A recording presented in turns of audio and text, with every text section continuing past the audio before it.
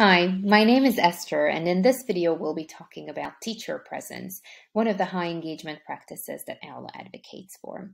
We know from over 30 years of research that students learn best when they're both cognitively and effectively engaged, and teacher presence, of course, relates to effective engagement.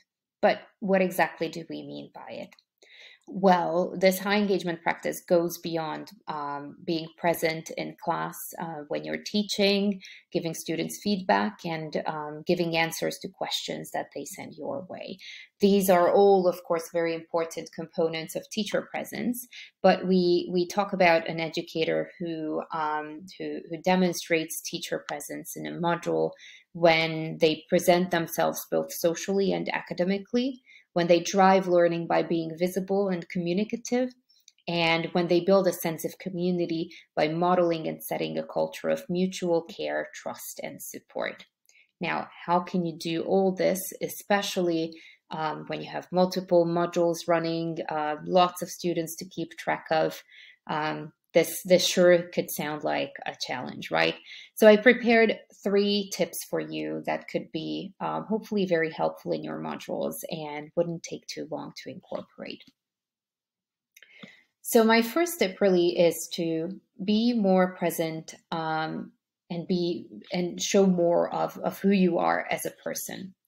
The first way I really recommend educators to show a bit more of themselves is through recording a introduction video right at the beginning of the module. So you could set up a welcome page where you could host this video, or you could also share it on the community feed. Now, a lot of educators already record some form of an introduction video, but it tends to be mostly focused on the module itself. And I think that is absolutely fine. However, I would really encourage you to share a bit of who you are as a person as well. You could maybe share a bit about your hobbies, your family, anything that feels comfortable for you to share. And you could also share a bit about how the given materials that you will be teaching in this module influenced your career. Did they have a specific impact on how things worked out for you professionally? Did these topics or concepts encourage you to, research something specific? Or did they help you decide on your career path?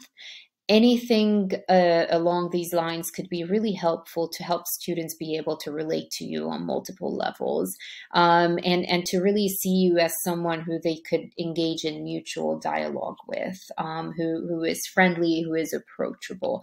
And this is especially important now that we don't get to spend as much time in the classroom face to face, and more modules are run exclusively online or in hybrid mode. So my tip number 1 would be show a bit more of yourself. Tip number 2 would be set boundaries. One of the points that I mentioned in terms of what we mean by teacher presence is visibility. It's both your visibility actually and students feeling like they're visible.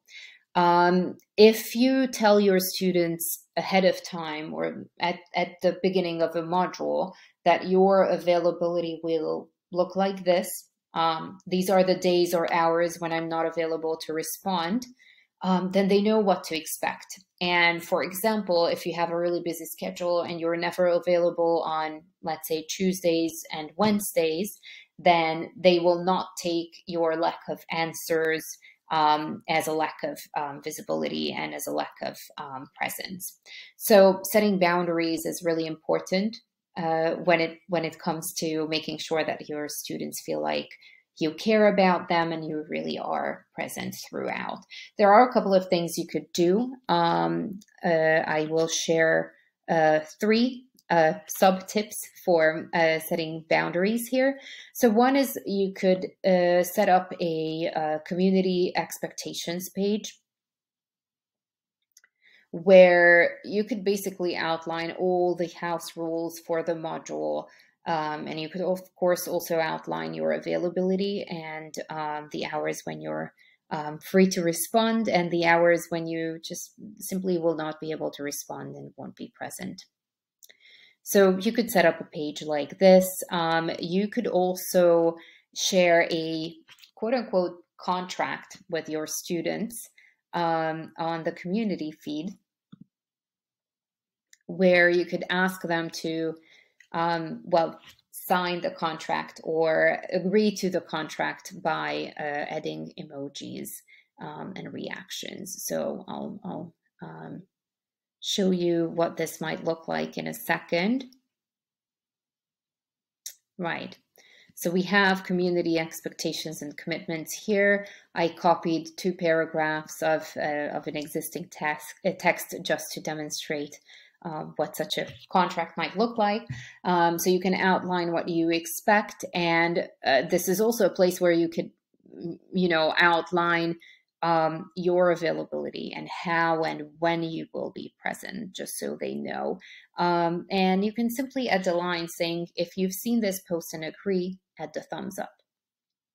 And so this is also a way to hold your students accountable, because if you hover over these thumbs up signs or emojis, you can see who reacted. So this would be the second sub tip. And then the third one is that you can now set your status. And this is also a way for you to communicate whether you'll be able to respond to your students or not. You can also let them know explicitly that you will be always updating your status. So they'll know whether you're available or not. So if you click on your profile, then you have this status option, and as you can see, I just set it to I'm not available. But you can pick any emoji. You can get quite playful with this if that's what feels natural to you. Feel free to make it all a bit more lighthearted than just saying I'm not available.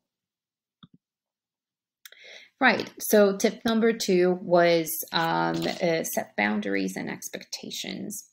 Tip number 3 would be posting and responding regularly, but not only about the module itself, but also about well-being.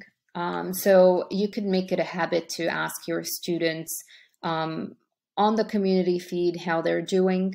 We have a number of templates for well-being checks that you can now use in the community feed. You can also message them in a group message and ask how students are doing.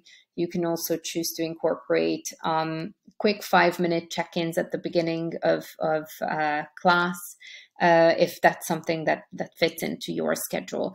The idea is really to show that you're present, and you're present as a human as well, and you're here and you care about these students and their well-being. Posting and responding regularly will really, really help with this, and I would recommend that you do this especially at the beginning of the term, to establish a habit of being communicative and sharing and being present. So this will help your students loosen up and feel like they're in a safe space where they can actually share. When it comes to sharing, again, it doesn't have to be about the module.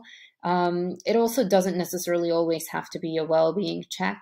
A third category that I can think of could be sharing something that is related to the module, but still outside of the realm of the module. It could be abstract connections or something fun. So let's say you're learning about a topic in a given week, and you saw an art installation that made you think of this topic, or you saw a movie clip that you felt was relevant, or you're currently reading a piece of literature that feels relevant. So even kind of remote connections to the topic could be fun ways to also share more of yourself and to help you post more regularly. So this would be my third tip.